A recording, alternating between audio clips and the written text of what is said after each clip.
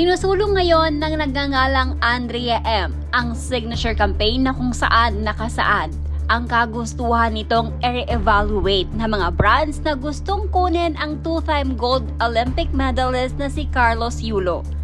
Base sa petisyon na nakasulat ay hindi umano na ayon ang ugali na pinapakita ni Carlos Yulo bilang isang role model ng bansa dahil sa ginagawa nito sa kanyang mga magulang at pamilya. Ang dapat daw kasing tinitingala ng publiko ay ang may magandang asal, may paggalang sa pamilya, taliwas umano kay Carlos Yulo. Bilang isang kilalang tao sa Pilipinas si Carlos, ang mga brand na ine-endorso at e-endorsohin pa daw ni Carlos ay magiging malaki umano ang impluwensya sa pananaw ng publiko.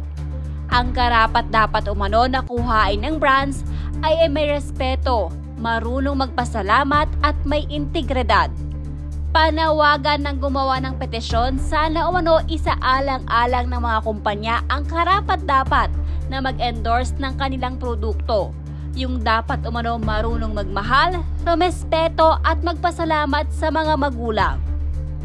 To all Philippine and international brands, we, the undersigned, call for a reevaluation of Carlos Yulo's involvement in your brand and product endorsements due to concerns about his conduct and values. Carlos Yulo is a renowned Philippine Olympian who has brought pride to the Philippines with his 2 golds in Paris Olympics 2024. However, recent events have raised serious concerns about his role model, status, and his values. It has come to light that Carlos Yulo's behavior towards his parents and family does not align with the values we uphold as a nation. His perceived lack of gratitude and respect towards those who have supported him throughout his career is troubling and does not reflect the positive qualities we expect from our national figures, icons, and role models.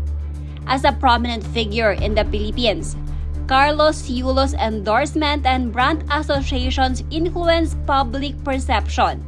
It is crucial that those who represent our beloved Filipino and international brands and products embody the values of respect, gratitude, and integrity.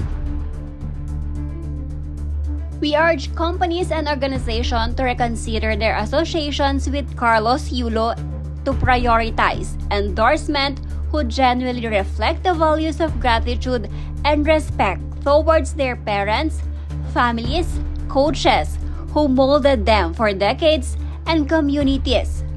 By signing this petition, we seek to ensure that public figures who hold significant influence over our society align with the principles we cherish and promote a positive role model for future generations. Thank you for your attention to this important matter. The people who signed this petition cannot separate personal insecurities from real issues, and that is why our country continues to struggle, thanks to their self-serving tendencies that rob them of the needed comprehension and rationality that would enable them to make fair positions on matters like this. Kaso wala bilang isang that, bilang isang blah blah, that they cling to personal opinion as a weak excuse for their inability to separate the personal from the rational. All for the sake of cultural values? Give me a break. These so-called values only matter to them when it serves their agenda.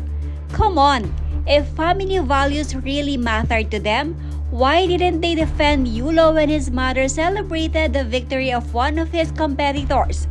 Does that show loyalty to one's skin? Does that represent the family values they preach? The hypocrisy. Grabe, pustahan, di rin nila ma-apply sa sarili nila na to.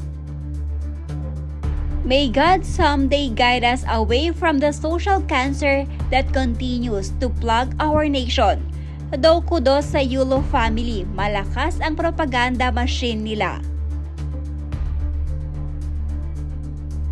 Talagang mga sariling uri mo pa ang hihila sa'yo pababa. This is the biggest and worst example of crab mentality. I can't believe this is how stupid some Filipinos are.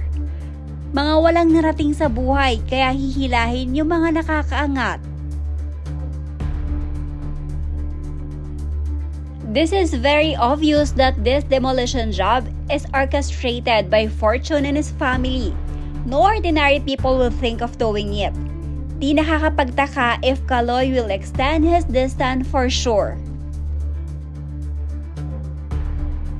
Mga nag-sign up dyan, walang pambili ng brands na ina-endorse ni Kaloy in the near future. Boomers talaga, kakaiba. Feeling entitled sa lahat-lahat. Reevaluate, he embodies the modern Filipino child. The cycle is never ending dahil laging pinapasa sa anak ang laging umuunawa. Grabe kung pamilya niya ang pasimuno niyan, iba talaga nagagawa ng inggit at ganid sa katawan. Sa totoo lang, nakakaawa si Carlos Yulo dahil dyan siya sa pamilya niyang yan napunta. They made him their endorser even though they knew the issues of Carlos Yulo. Parang di issue sa kanila yon. Dami pang TV exposure ng endorser nila ngayon. Pabor sa kanila yon. The clout of the family will carry the brands they endorse, siguro. Halaka, ang re-evaluate mo yung nanay niyang papansin na hindi nag-hold ng accountability bilang magulang at ginagawang investment ang anak. Ang dami niyong alam, Andrea M. Dapat dito hindi na ikalat para di na rin makita ng mga magsa-sign up for this. Cannot fathom why they cannot let this issue die and rot already. Give some respect sa nag-iisang Filipino Olympian na nakakuha ng 2 ginto. Once in a lifetime sa atin tong achievement na to. Don't be pathetic. Dami mong pwedeng problemahin, Andrea M. Bakit naman endorsement pa ni Kaloy? Sana may komento ka rin sa korupsyon sa Pilipinas. Mukhang dami mong oras eh.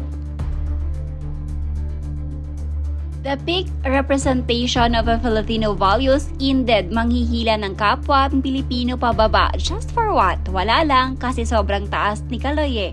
Ay hirap umangat sa bansang to eh.